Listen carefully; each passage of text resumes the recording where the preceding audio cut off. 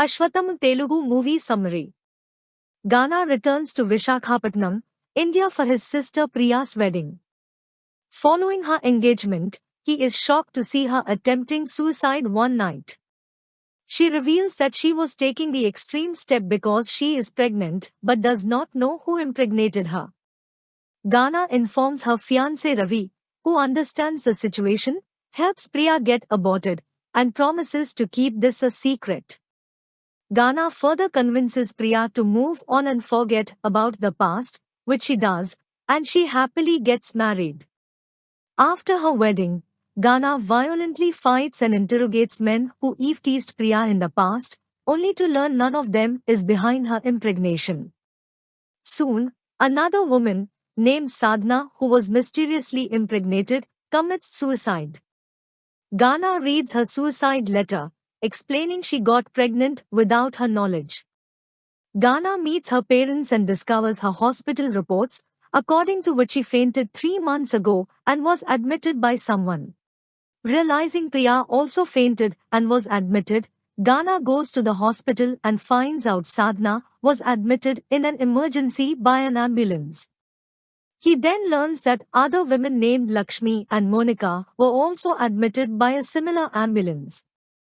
The next day, Gana's girlfriend Neha informs him about her friend who fainted in the mall and was taken in an ambulance that hasn't arrived at the hospital yet. Gana rushes to the hospital and, with help from the technical department, chases after the ambulances equipped with trackers. He stops many ambulances but doesn't find Neha's friend inside. Soon, he reaches a dead end and abandons his bike. Using his parkour skills, he chases after an ambulance, only to find him looking at another one that isn't being tracked. He ambushes the ambulance, fights off the men inside, and rescues Neha's friend. Dr. Manoj Kumar is a pathologist who is revealed to be the perpetrator behind the woman's pregnancy. He selects random, beautiful girls and women in the city, targets them through local fishermen, and tactically abducts them. He then rapes the sedated women and leaves them in the hospitals. The women do not realize their rape upon gaining consciousness. Being a pathologist, he believes no one can suspect him for the abductions and rapes. After learning of the brawl, he eliminates the fishermen, leaving no evidence against him. Later, Neha questions Gana's recent behavior towards her, forcing him to reveal his sister's recent ordeal. Soon, a minister's daughter named Soumya is abducted by Manoj's grandfather. When Manoj is molesting her, she regains consciousness.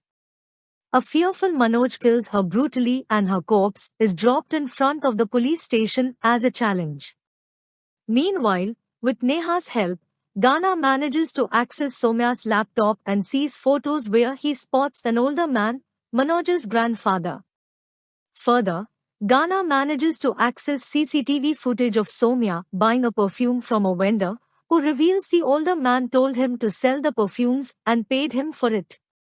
Since Soumya was a drug addict, she wasn't unconscious long enough despite being subject to anesthesia. Despite his friend's insistence not to do so, Manoj ended up killing her.